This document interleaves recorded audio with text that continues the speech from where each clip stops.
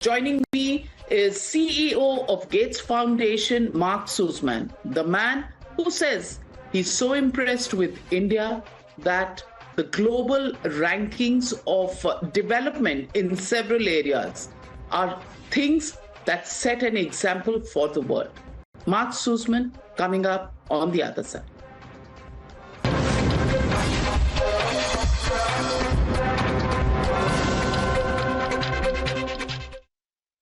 Hello and welcome to this very special edition of the Newshour Direct, and welcome to India, Mark Suzman. You've been to India several times and you've seen this country's progress, innovation, changes over the years. When you look at India today, what stands out for you the most in terms of progress, in terms of the promises that this country holds? Yes, well, what stands out most is that India has been a country that has made extraordinary steps across health and development, which are the two areas that the Gates Foundation focus on most. When it comes to health, if you look at the progress on basic child mortality, maternal mortality, it's really been extraordinary, especially over the last decade, and especially in some of the larger states where we work the most deeply, like Uttar Pradesh and Bihar. And so at one level, that's the most basic indicator. Are more children surviving and thriving than ever have before? And that is unquestionably the case in India. But more broadly, what's also striking and is a much bigger theme for my visit this time is India's transformation into a much more dynamic innovation ecosystem more broadly, both domestically and globally, both in the sectors we work in, but well beyond that. Amongst the government's key priorities is also empowerment through the digital backbone that has been built. 10 years of digital payments, 10 years of, the JAM Trinity that began to work. All of that, do you think there has been an empowerment at the lowest level of the pyramid? Do you think that has empowered people, especially in the indicators of social development, as you would want to look at them? Yeah, I think unquestionably, as you say, the 10 years of universal payment linked into the digital identity system in which India truly has been a global pioneer. We've taken, as the Gates Foundation, working with the government of India, the idea of digital identity as a backbone for development and helped work through a partnership called MOSIP, now spread that to 29 other countries that have over 170 million people.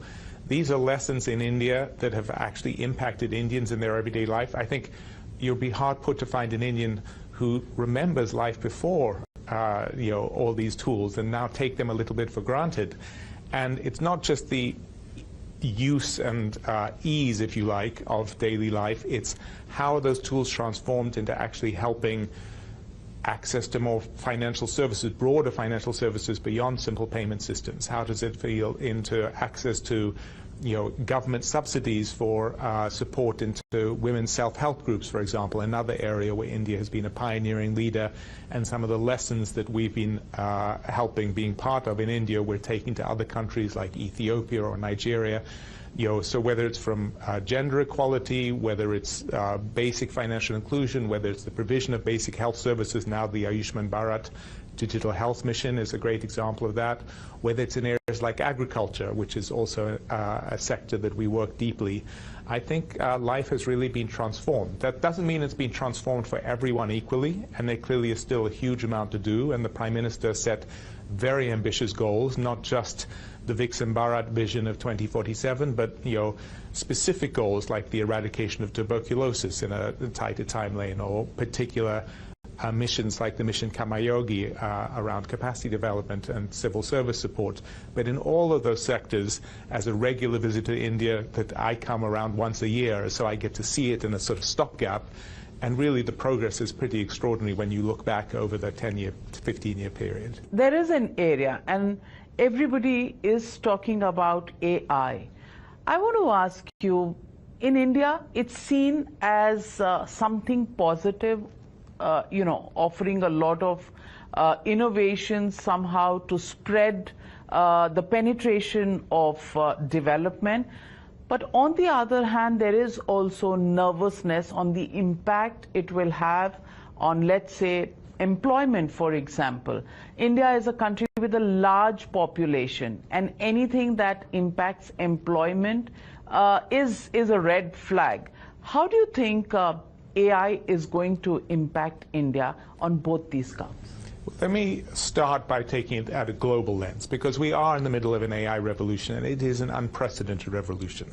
My boss, Bill Gates, just came out with a memo today which talks about some of the broader risks that, in his experience, and he is someone deeply experienced in the world of digital technology and its pros and cons, AI has been more transformative and moved more quickly than he ever expected possible, and he sees very real risks. There are risks around biosecurity, risks around cybersecurity, risks around what happens to the job market in the future. And those are things the world should be taking very seriously. Some of them will have a direct impact in India. Some of them are broader global issues.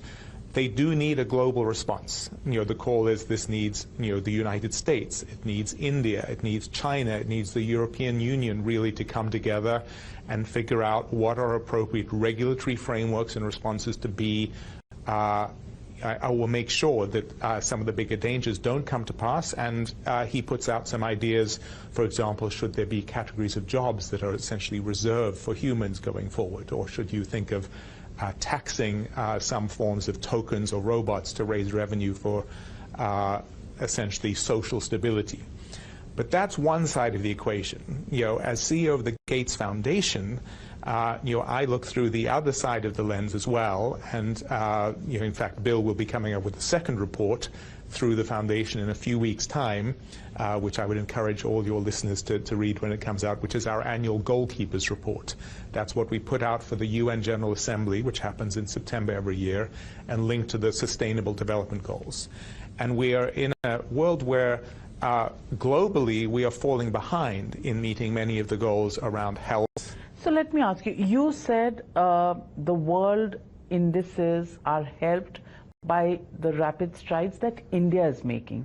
Which fields would you point out where India is above the global average in terms of achievements of development? Well, during the Sustainable Development Goal period, which lasts from 2015, is when the Sustainable Development Goals were set with a target of 2030, in the critical areas that we focus most on and measure, which are preventable maternal mortality, preventable child mortality, access to immunization, and then specific indicators around, say, tuberculosis control. India's reductions in tuberculosis cases have been twice the global average. So they bring that down, and that India has a very ambitious goal set by the Prime Minister to actually eradicate tuberculosis by 2030. I was part of an announcement yesterday working with the Piramal Foundation and some other partners of what we can do around TB more broadly, which involves both better, cheaper TB diagnostics. And again, these are made in India, designed in India diagnostics, which can get you tests for tuberculosis at $2 a test, where the global average has historically been $10 a test, which makes it prohibitive to do. That you have new treatments and new treatment modalities, and we're actually working together with the ICMR and the Department on what would potentially be the first new tuberculosis vaccine in over 100 years. So in each of those areas, India is really helping, it's having progress that is above the global average, so it's helping tilt those global numbers, but it's actually providing public goods which are going to be of benefit to countries outside of India. If we can get a new TB diagnostic and a TB treatment, that's going to be applicable in any country that has a high TB burden, not just India. One dish that you want to come back and say that, okay, when I'm in India, I'm going to do this? You're putting me on the spot now, and what it would be. So I'm struggling, but probably just a basic good lamb curry. Good lamb curry. Well, that's right, and it is Eid today. Lamb curry is probably, just something that is eaten on the day that is today. So, thank you very much, Mark Suzman, for coming to India, for talking about India, and being so passionate about India at the Gates Foundation. Thank you very much for joining me. It's been a pleasure. Thank you.